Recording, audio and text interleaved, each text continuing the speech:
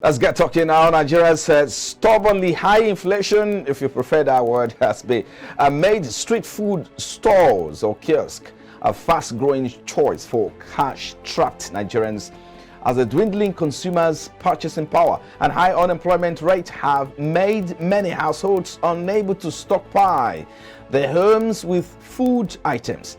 This development has made street food business gain more momentum among young people as a means of survival, as the recession experienced in 2016 and 2020 pushed more people out of the job market and into poverty. Now, according to the recently released inflation report by Nigeria Bureau of Statistics, Nigeria's food inflation rose to 24.45% in March from 24.35% in February, making food inflation, which of course is the major fuel of headline inflation in the country, high. It will interest you to know that the rising rate of food inflation is evidenced in the rising prices of food items such as rice, beans, bread, yam, vegetables, fruits, and eggs, which have all gone up by at least 100% over the last 10 years, consigning many Nigerians into poverty as the rising price gets out of reach of the average Nigerian. So, what indeed are the factors responsible for the rising cost of food prices in Nigeria amid harsh economic reality? Well, to get answers to this question or make sense of this now, let's bring in an agribusiness economist and researcher, Dr. Mathew Ojo. He joins us via the Zoom call now. Thank you for joining us. We appreciate your time. Thank you for joining us again. Thank you for having me, Frank. Okay. All right. So I need you to perhaps start from a lighter mood. How much, will I say, how much is, can you use 1,000 naira to buy food from the street? Or how do you think the food in Nigeria has been sold on the street now? How affordable are they? Let me start from there. Well, that's a very tricky one, Frank. Yeah, but I think it's easy to look at how much the value of your money has reduced over the years. Yeah. So that gives you an idea of the much you can get on the street in terms of food. Now, gone are the days where with 150 or with 100 naira, you could take a well-balanced breakfast on the street, and then you go off to do your work for the rest of the day. But you can also still get a sizable amount of food for 500 these days, and it will just last you for a few hours. So the challenge is that you will get food, okay? The question to ask is, what is the quantity and what is the quality of the food you get, even with your 1,000 naira? So that is where inflation comes in, and that is why we're having this discussion in the first place. So what are the main factors, in your own opinion, driving Nigeria's rising food inflation, and how have they evolved over time? Because maybe we need to look at the road down to where we are currently. Yeah, you see, when it comes to food issue in Nigeria, you have to look at it from two angles, all right?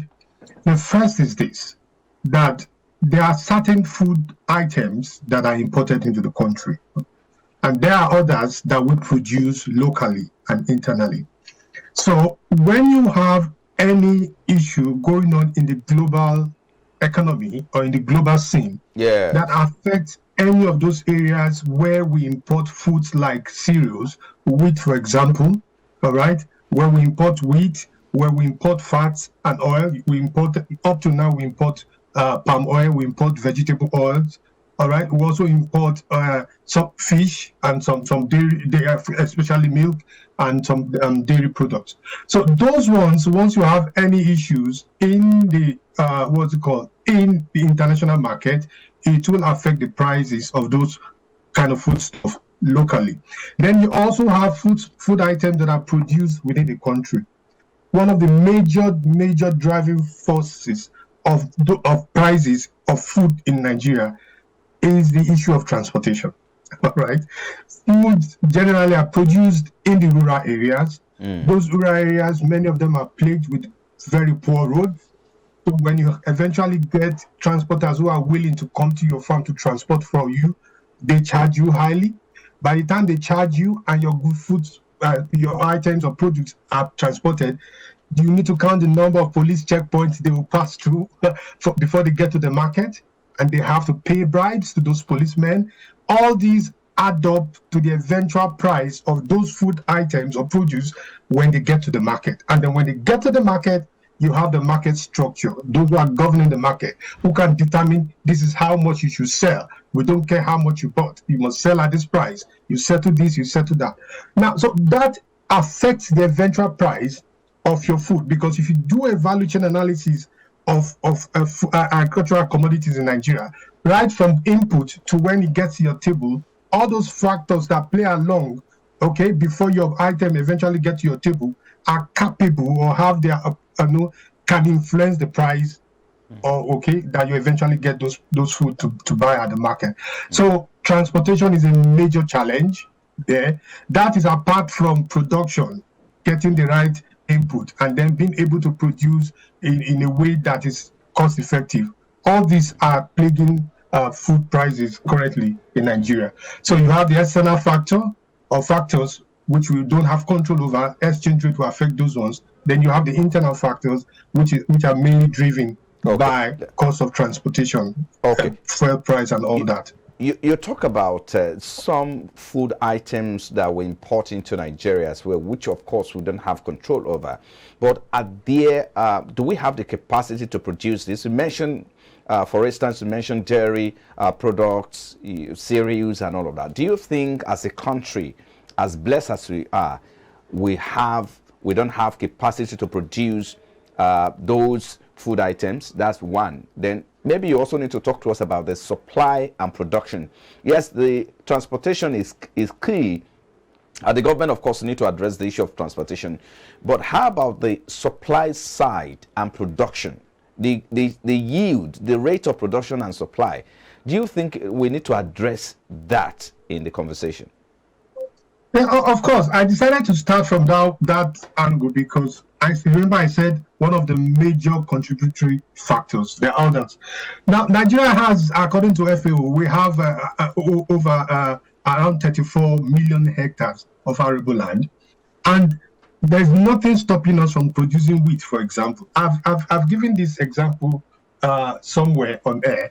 When I was a youth corper, I served in a research institute in the north, in Maiduguri to be precise. It's called Lake Chad Research Institute. And one of the key agricultural commodity they were researching on was wheat.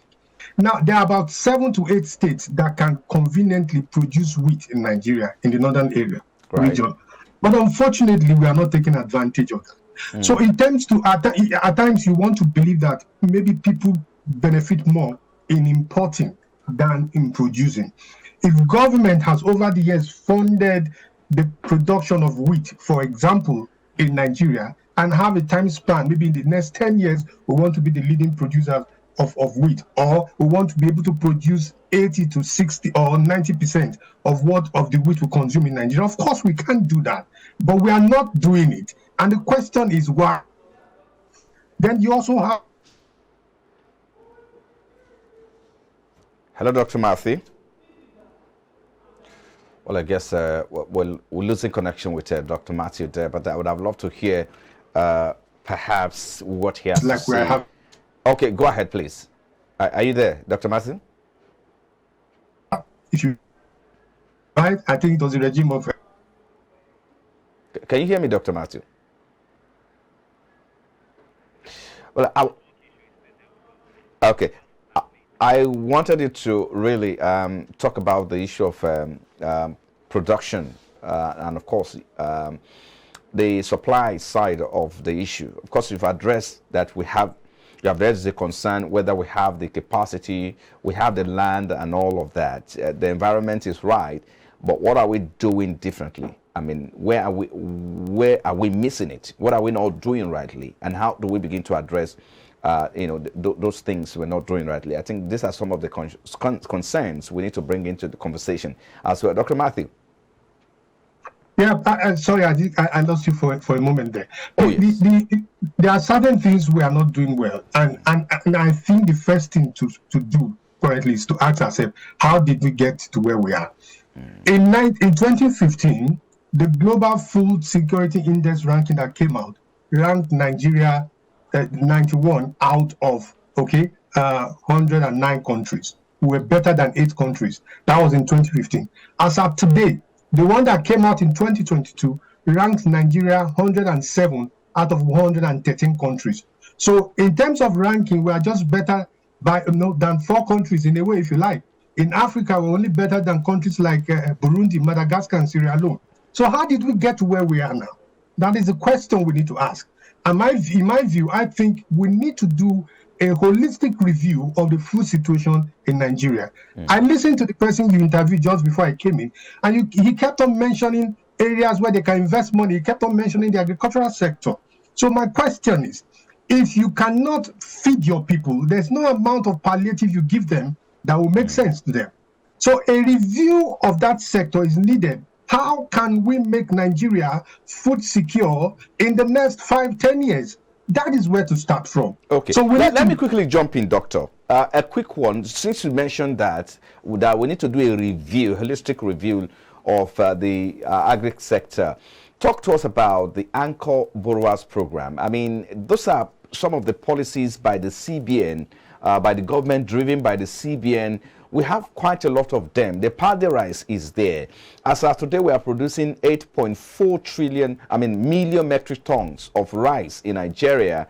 And we used to import rice at around 1.2 million metric tons from Thailand in 2014. Well, of course, they had dropped about below 500 metric tons today. So I'm just asking, all of these effort, policies and schemes by the government, do you think it has not yielded at all? Because from what you said, if the global food ranking as at 2022 were just better off, just ahead of 4 countries, it means that something is wrong. Yeah, we are just ahead by 4 positions, or ranking, if you like. See, the activities of the CBN, for me, is you can't just build on a foundation that's faulty. Right, and we'll get to see what I'm saying maybe in years after now, when the current CBN governor is out of office. The Anchor Borrower scheme is yielding what we are seeing. Let me ask you, with the increase in production of rice, what is the bag of rice now? Even locally produced rice. How much are people buying it? Food security is not just you having it. It has stuff like availability, affordability is there. Okay, quality and safety is there. There was a time where I was given a bag of rice in my place of work in Lagos, and Frank, let me tell you, I could hardly eat 4 to 5 spoons of rice without having to crack stones in my Look, the issue is just beyond coming to tell us figures. Foundation has to be properly laid. If CBN is coming from the angle of providing the finance and the funding, the Ministry of Agriculture is meant to lay a solid foundation such that it's not dependent on who is the CBN governor now. Do you understand what I'm saying? So whether he's there or not, there's a structure to work through. That is a structure that is faulty. All right? Will farmers still get the same level of support in the next 5 years, in the next 10 years? Those are the kind of things that we need to talk about. If we need a jump or an improvement in the food situation in Nigeria, then we need to take a second look at the current structure. Let me ask you, for example, countries that are doing very well in agricultural production or food production, they don't have the kind of size of arable land that we have in Nigeria. Countries like Finland or Ireland. Okay, so nothing stops us from having a policy that rearranges food production. Is not only to come from the rural areas, it can also come majorly from the cities. We have what we call urban agriculture these days. Can we leverage on policies that will ensure that major fruits and vegetables are produced from the cities, all right, using hydroponics? So these are some of the things that troubles one. That when you look at those who are governing or in charge of agricultural sector in Nigeria, most times they use agricultural sector as a compensation sector for political reasons. So you bring someone to be Minister of Agriculture, he doesn't have the understanding that majority or the entire citizens are looking up to him or her to implement policies that will ensure that food is easily affordable and accessible, okay, apart from being available to the people. That is where the challenge is, whether from the Minister of Agriculture to the State Commissioners of Agriculture. They don't have that urgency to realize. Before I let you go, Doctor, we need to address this. The impact of the issue of food prices impact on the broader social and political climate in Nigeria. We need to talk about that and what implications might this have for the country's future. Let's talk about before we go. And in the immediate, what do you think we can begin to do to address, the continuous rise in food inflation in Nigeria? So if we can do that in about 1 minute or more, as we wrap up now. Yeah, let me first. The first one is this: the impact is such that people spend up to 80 or 70% of their household income on food consumption. So they have little or nothing left to address other parts of their living socially. It then means that actually is what we refer to as poverty, because when you don't have money left in your pocket to do so many other things, and you use up to 70% just to eat, then you can start to see where the challenge will come from. We also need to look at certain things now. What can we address now? How do we ensure that we put in measures to make food affordable and then accessible to people? If that is addressed, all right, you have addressed half of the poverty issues of the people, and you've also addressed half of the challenges that is facing them socially. That, to me, is what we should start looking at. And there are many things we can reel out and we can do. Time will not permit us to say all that. But the government that is coming needs to ask itself, what can we do now to ensure that food prices, at least for the ones we produce locally, are within the reach of the common man? Okay, I think that's where we need to leave it. We'll probably might bring you up again subsequently to talk to us. I know you are in United Kingdom. Perhaps what you've seen with regards to the demand for Nigerian-made products, perhaps we might be able to talk about that subsequently when we have you again. Thank you so much, Dr. Mathew. Is an agribusiness economist and researcher. Thank you for coming on board. Thank you for having me, Frank. If you're watching Business Breakfast, coming to you live from our studios here. Still to come after the break, Brent crude futures shared 35 cents. That's about 0.4% to trade at $84.42 a barrel. We'll bring you more details after this time out. Please stay with us.